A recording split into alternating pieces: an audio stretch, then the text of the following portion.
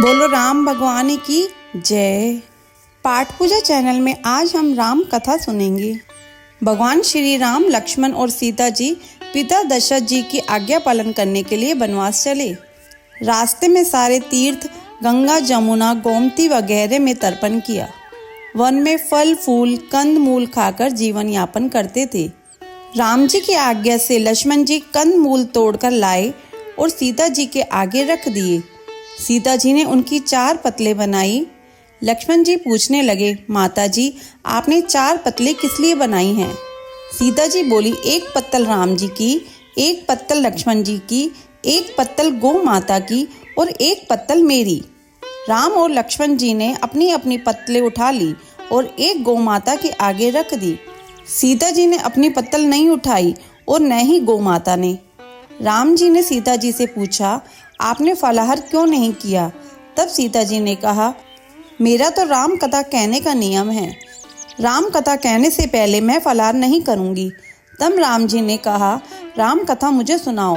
सीता जी बोली, आप तो हमारे पति देव हैं, आपको राम कथा कैसे सुनाऊं? लक्ष्मण जी बोले, माता जी तब आप राम कथा मुझे सुनाइए। सीता जी बोली, आप तो शादीशुदा देवर हैं, औरतों की बातें औरतें ही जाने। तब लक्ष्मण जी सोचने लगे कि वन में औरतें कहाँ से आएंगी। तब लक्ष्मण जी ने धरती पर माया नगरी बसा दी। उस नगरी में सभी चीजें जैसे महल, मालिया, बर्तन, कपड़ा, काम करने की सभी चीजें सोने की थी। उसी नगरी का नाम सोने की नगरी रख दिया।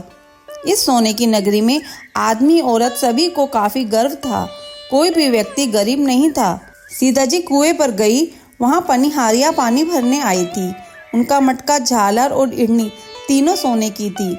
सीता जी कुएं पे बैठी और औरतों से राम राम बोली, पर किसी भी औरत ने राम राम का जवाब नहीं दिया, क्योंकि वे तो सभी गर्व में डूबी हुई थी। थोड़ी देर में एक डाबड़ी आई और सीता जी ने उसे भी राम राम किया और बोली, तुम हमारी राम कथा सुन लो। डाबड़ी बोली, आपकी राम कथा मैं नहीं सुनती, मैं तो अपने घर को जा रही हूँ। सीता जी बोली, मेरे राम लक्ष्मण भूखे हैं। डाबड़ी बोली, कौन से राम लक्ष्मण? मैं तो घर को जाती हूँ, मुझे तो मेरी माँ बुला रही है। इतना कहकर डाबड़ी अपने घर को चली। सीता जी को गुस्सा आ गया। पूरी सोने की नगरी पीतल की हो गई। डाबड़ी की माँ ने पूछा, जेवर, मटका, इडनी सब खोटा कहाँ से कर लाई? डाबड़ी ने कहा, मुझे तो पता नहीं, मैं तो जो पहने हुए थी वही ले आई हूँ। पर कुएं पर एक सुंदर सी तपस्विनी बैठी हुई थी। उसने कहा कि मेरी राम कथा सुनो, परंतु मैंने तो मना कर दिया, जिससे उसने कुछ टोटका कर दिया हो तो मालूम नहीं। माँ बोली, जाओ उसकी राम कथा सुनाओ। वो तपस्विनी नहीं है, वो तो सीता जी है, वापस जाओ, अपने घर में रिद्धि सिद्धि हो जाएगी। अपनी तो पूरी नगरी ही पीतल की हो गई है। डाबड़ी बोली, मैं तो वापस नहीं जाती। इतने में बेटे की बहू आ गई। उसने कहा, आपकी आज्ञा हो तो मैं सीता जी के दर्शन कराऊं और राम कथा सुनाऊं। सासू बोली, जा बेटी, सीता जी की राम कथा सुन आ। गहना कपड़ा सब पीतल का ही पहन जा। बहू कुएं पर जाकर बैठ गई। खाली मटका पानी से भरे और फिर खाली करे। यह देख सीता जी बोली, तुम्हारे घर में कोई काम नहीं है क्या? बहू बोली, माता जी मैं तो सब कार्य निपटा कर आई हूँ। तब सीता जी बोली, तूने मुझे माता जी कहा, यह सुन मेरा मन खुशी से हर्षित हो रहा है। अगर समय हो तो मेरी राम कथा सुन ले। बहू बोली, माता जी आप राम कथा सुनाइए, आपकी राम कथा सुनकर ही घर को जाऊंगी। चंदन चौकी मोतियों का हार, राम कथा हमारे गले का हार। राम ध्याऊं, राम मनाऊं, राम कहे तो परदेश जाऊं। सीता जी ने कहा, तूने मेरी इज्जत रखी, भगवान तेरी इज्जत रखेंगे। हमारी मृत्यु लोक में तूने सहायता की, भगवान तेरी स्वर्ग लोक में सहायता करेंगे। सीता जी ने राम कथा सुनानी शुरू की। बहू राम कथा सुनने लगी। आओ राम, बैठो राम, जल भर झारी लाई राम। कीकर की दातुन लाई राम, ठंडा जल भर लाई राम। सह परिवार पधारो राम, जुगला टोपी पहनो राम। कड़क लंगी पहनो राम, मक्खन मिश्री लाई राम। मक्खन मिश्री खाओ राम, स्वर्ण सिंहासन लाई राम। स्वर्ण सिंहासन विराजो राम, झालर टिकोरा लाई राम। झालर टिकोरा बजाओ राम, शंख ध्वनि लाई राम। जुग जुग पाव लागू राम, निरखता रोमन मोहे राम। शरण अपनी ले लो राम, दूध कटोरा लाई राम। सीता चरण दबाए राम, सुखवर से सो राम। झालर पंखा ढोलो राम, हमें राम तुम्हें राम। रोम रोम में बसो श्री राम, घट घट में बिराजो राम। मुख में तुलसी बोले राम, खाली बैठे क्या काम। जब बोलो जब राम ही राम, बोलो पंछी राम ही राम। पूर्ण होए सब काम, मेवा चिरंजी लाई राम। रुच रुच भोग लगाऊं राम, खट्टा मीठो चखो राम। चरखा परखो लाई राम, चरखा परखो चखो राम। जो भाए सो ले लो राम, मन में धोखा रखना न राम। राम कथा पूर्ण हुई तब सीता जी बोली, तुमने हमारी राम कथा सुनी, हमारी सहायता की, तुमने हमारे भूखे राम लक्ष्मण को खाना खिलवाया, भगवान तुमको सातों स्तर का सुख देगा। सीता माता का आशीर्वाद ले बहू अपने घर को जाने लगी तो सीता जी ने अपने गले का हार उतारकर बहू को पहना दिया। बहू अपने घर जाकर सासू जी से बोली, मेरा मटका सिर से उतारो। सासू जी बोली, हे बेटी, हीरा पन्ना का गहना, कपड़ा और मटका, सिर का झालर, किडनी हीरे से झिलमिला रहे हैं, यह सभी चीजें तू कहाँ से लाई? राजा जी सुनेंगे तो दंड देंगे। बहू बोली, मैं तो सीता जी से उनकी राम कथा सुनकर आ रही हूँ, उनकी कृपा से ही यह सब हुआ है। सासू बोली, ठीक है, रोज तुम राम कथा सुन आया करो। बहू रोज सीता जी के पास राम कथा सुनने जाने लगी। सुनते सुनते 1 वर्ष गुजर गया। तब बहू ने कहा, सीता जी कहानी का उद्यापन बताओ। सीता जी बोली, 7 लड्डू 1 नारियल लेना और फिर उनके 7 भाग करना।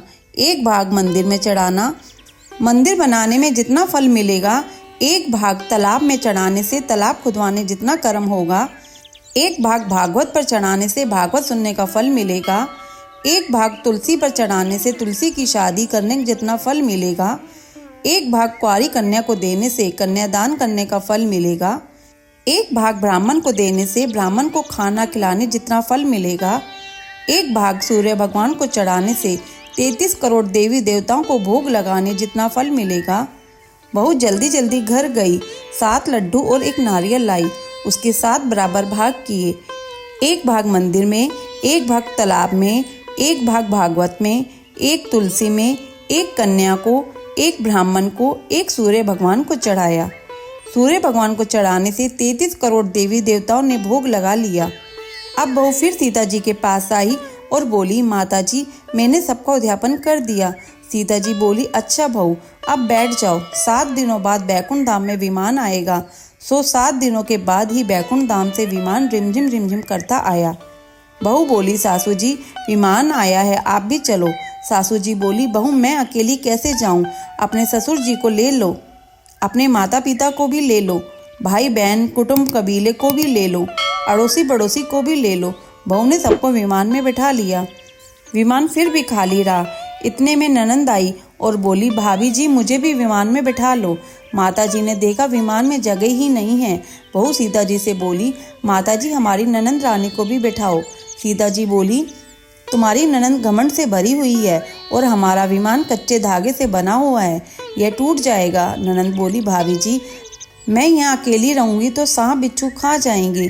भाभी जी बोली, अपनी करनी आप ही भोगो, हम अपनी करनी से सीता माता के साथ जा रहे हैं। इतने में बहू अपने पति के साथ विमान में विराजमान हो गई। यह देख नगर के सभी लोग इकट्ठे हो गए और पूछने लगे, बहू, आपने ऐसा कौन सा कर्म का कार्य किया जो सब लोग सीता जी के साथ विमान में बैकुंठ धाम को जा रहे हैं? आपने रामायण का पाठ किया या गीता का पाठ किया या कोई अखंड पुण्य किया जिससे कि स्वर्ग में विमान लेने आया है? बहू बोली, मैंने तो केवल सीता माता से राम कथा सुनी और उसका उद्यापन किया। नगरी के लोग कहने लगे, बहू हमें भी राम कथा सुनाओ। बहू ने सबको राम कथा सुनाई। राम कथा संपूर्ण होते ही पूरी नगरी सोने की हो गई। बहू बोली, जो कोई राम कथा की 108 पुस्तकें बांटेगा उनको भी उतना ही फल मिलेगा जितना मुझे मिला। सभी नगरवासियों ने राम जी की जय जयकार की। सीता जी ने सबको विमान में बिठा लिया। विमान स्वर्ग के रास्ते चल पड़ा। स्वर्ग के 7 द्वारे अपने आप खुल गए। प्रथम द्वार पर नाग देवता सामने आए। 7 द्वारे पार करने के बाद विमान स्वर्ग से नीचे उतरा। 33 करोड़ देवी देवताओं बहू से पूछने लगे, तुमने ऐसा कौन सा पुण्य कार्य किया है जिससे कि स्वर्ग के 7 द्वार पार करके हमारे पास आई हो? बहू बोली, मैंने तो सीता माता जी की राम कथा सुनी और उद्यापन किया। 33 करोड़ देवी देवता बोले, हमें भी राम कथा सुनाओ। बहू ने सबको राम कथा सुनाई। बहू ने कहा, राम ध्याऊं, राम मनाऊं, राम कहे तो परदेश जाऊं, सभी देवी देवता सीता माता की जय जयकार करने लगे। आप भी सब मिलकर बोलो जय श्री राम। बोलो राम लक्ष्मण सीता की जय। कथा संपूर्ण। अगर आपको ये राम कथा सुनना अच्छा लगा हो तो इसे लाइक करके शेयर करें। चैनल पे नए हो तो सब्सक्राइब करें।